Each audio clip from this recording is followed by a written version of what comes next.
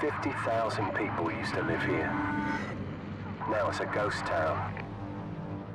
Call of Duty 4 Modern Warfare. No, not that one. Is a 2007 first-person shooter developed by Infinity Ward and published by Activision. I don't think it's too debatable to say that this game was a game changer back when it came out, and is definitely up there with some of the best shooters of all time. COD 4 revolutionised the way online shooters work, following in the footsteps of games like Doom, Halo and Counter-Strike in how they changed the FPS landscape. For a good few years following COD 4's release, we saw a frankly ridiculous amount of first-person shooters released in the modern setting, taking lead from the abundance of World War II based games we'd seen in the 90s and early thousands. For a good few years now, I've wanted to make a series on YouTube where I go through old Xbox 360 games and try and get all the achievements in them, even going through some games that I perhaps started back in the day and just never got around to finishing for one reason or another. But it was actually a YouTuber called J for Jack who finally gave me the inspiration to make a start and start making these videos and completing those achievements. I've linked his channel in the description below. Please go and check him out. His videos are a great watch, and he was, as I say, a big inspiration for this video. He's only been doing it for a short while, but already he's got quite a good number of videos out there, and they're all a great watch. Please go and check him out. So the first thing I needed to do was see which achievements I still needed. As you can see here, the last achievement I got was on the 2nd of June 2009, which is 13 years ago. I hate that. So the achievements I needed to get were 2 achievements for collecting all the intel items in the campaign, 1 for destroying all the TVs showing Al-Assad's speech in one specific campaign mission, the famous Mile High Club achievement, we'll get more on that later, 1 for completing the game on Hardened or Veteran difficulty, a handful of achievements for beating various missions on Veteran difficulty, and finally 1 random achievement for shooting down a helicopter with an RPG in the campaign. I'm not sure why I never did that one back in the day, because it's pretty easy. So right off the bat, we start a new campaign, and got presented with the famous FNG Prologue mission. Thankfully, I already had the achievement for getting a record time in the training mission, so I could just glide right past that and get the campaign started on Veteran. For the most part, the campaign on Veteran, it can be challenging, but it's mostly fair. Sometimes, however, the game does just decide it's time for you to be punished, as we'll see later on during the campaign. After a little while, I reached the mission Charlie Don't Surf, which is where we have to destroy all the TVs showing Al-Assad's speech. There are guides for this out there, but personally I was able to do it just by taking a bit of extra care to check side rooms and such for spare TVs as I went through the level, and this popped at the end with the last few TVs destroyed in this studio area. Command, this is Red Dot. At the end of this mission, I also got the Search achievement for beating Charlie Don't Surf on Veteran difficulty. A few missions later, I got the Escape for beating Hunted and Death from Above on Veteran difficulty. Nothing too troublesome in these missions, to be honest.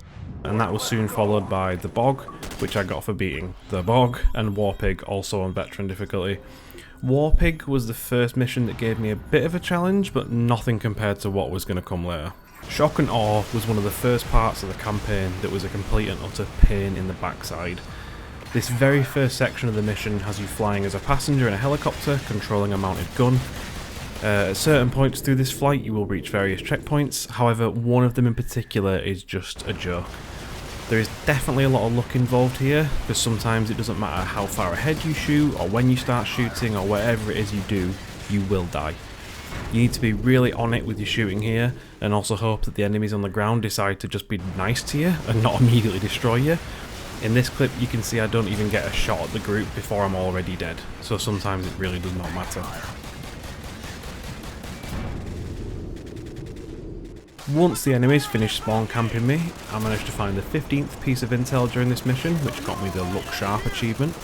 I'd been using a guide for these as I progressed through the story, and just opted to collect them alongside my Veteran run. I know some people don't advise doing it on Veteran, but I didn't want to do another entire playthrough just for the intel items, so we were grabbing them along the way too. At the end of Shock and Awe, we get the iconic nuke detonation scene, along with the first Horseman achievement for beating that mission on Veteran difficulty. Right after that, we got the second Horseman achievement for beating Safe House on Veteran difficulty, and again, nothing too challenging here. After the initial hell of the helicopter, the worst was still yet to come at this point. After completing the iconic Gillies in the Mist mission, I had to snipe Zakhaev's arm off before fleeing, and this was the first mission I had some sort of memory of being incredibly difficult when you have to hold out at the end by the Ferris wheel. However, I actually managed to accidentally find an easy area to do this in. So over in the corner, if you hang around sort of in this area opposite the bumper cars, enemies just won't spawn out of the opposite door like they're supposed to because you sat there. And the enemies that spawn in the area opposite the Ferris wheel, they won't take the direct route to you, instead they'll go the long way around for some reason. I'm not too sure why this happens, but I found it to be a great little place to hide whilst waiting for the extraction chopper, which means I got the shot achievement for beating Gillies in the Mist and the mission with the Ferris wheel on veteran difficulty. Now, the next mission, Heat, was a bit of a nightmare. The first half, where you have to fight uphill to the farm, is simple enough, but trying to get back down to the bottom of the hill is hellish. It took a lot longer than I'd care to admit before I decided to just try the mission again. What I decided to do instead was shoot the last tank right at the top of the hill before making a dash down, and then making a run for it between the endless waves of enemies that spawn. Thankfully this worked after a few attempts, but I definitely got lucky. You can see in these clips here that I get shot quite a bit and I'm like on the brink of death. I was able to hold out at the petrol station at the bottom of the hill until the chopper arrived, and thankfully for beating that as well as the following mission, the Sins of the Father, on veteran, I got the Third Horseman achievement. At this point of the campaign, I had to break into a missile silo and blow up some armoured vehicles, which was quite tough at parts because there's a lot of enemies with not much cover, and this led us into the second to last mission, No Fighting in the War Room. This mission genuinely tested my patience at times, and it took me the longest of any of the missions by a long way. The sort of tight corridors combined with enemies that sit waiting for you around corners with their sights trained on those corners just makes a horrendous experience. In particular, this area where you essentially have to make a run through and hope that you don't get shot, with enemies hiding behind all the crates. I found that flashbangs were my best friend on this level, and every checkpoint was a massive relief when I got there. If I get told the cost of a B-2 bomber again, I might cry. It's $2.2 billion, by the way. At the end of this absolute slog, I got the Ultimatum achievement for beating Ultimatum, All In, and No Fighting in the War Room, all on veteran difficulty. And with that, I just had the final mission to finish. Captain Price slid his pistol over to me and I took out Zakhaev and his pals, giving me the Fourth Horseman achievement for beating the Game Over mission on veteran difficulty, as well as the Deep and Hard achievement for beating the campaign on veteran difficulty. The eagle-eyed amongst you will notice I never got the achievement for collecting all 30 pieces of intel, and that's because my little camping location in the Chernobyl mission actually prevented me from grabbing a piece of intel on that mission. So as I was sitting outside of that door that I mentioned, the enemies never spawned, and therefore the door never opened. The problem there is that the intel is behind that door. So I just loaded up the mission on Recruit, and then ran through the mission and grabbed that last piece of intel. This got me the Eyes and Ears achievement for gathering all 30 pieces of intel in the campaign. The last random campaign achievement I needed was just for shooting down a helicopter with an RPG, so I loaded up the Bog on Recruit and I got that one done as well, nice and easy. So now, all I had left to do was the infamous Mile High Club achievement. I needed to beat the epilogue mission of the same name on veteran difficulty.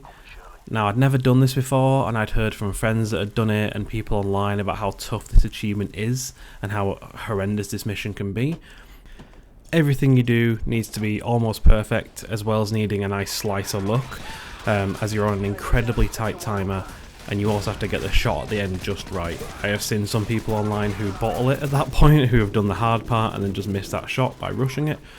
I got myself some snacks, I got a drink, and I buckled in for a difficult time and prepared to spend hours on this one. I beat it in less than 25 minutes.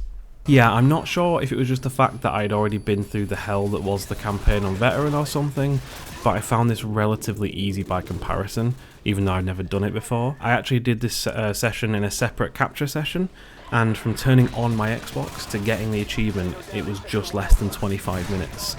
So let's watch the winning run. Weapon free. Tango down in Sector 1 Alpha.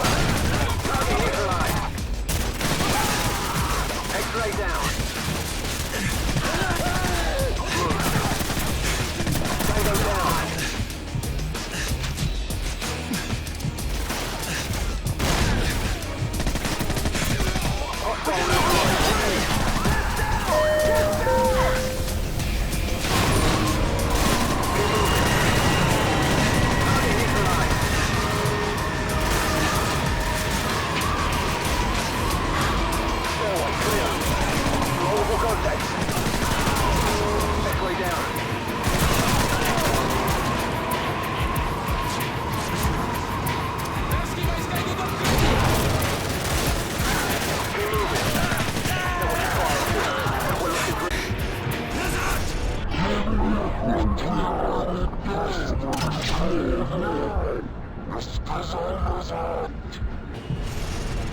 And with that, I've got all of the achievements in Call of Duty 4 Modern Warfare.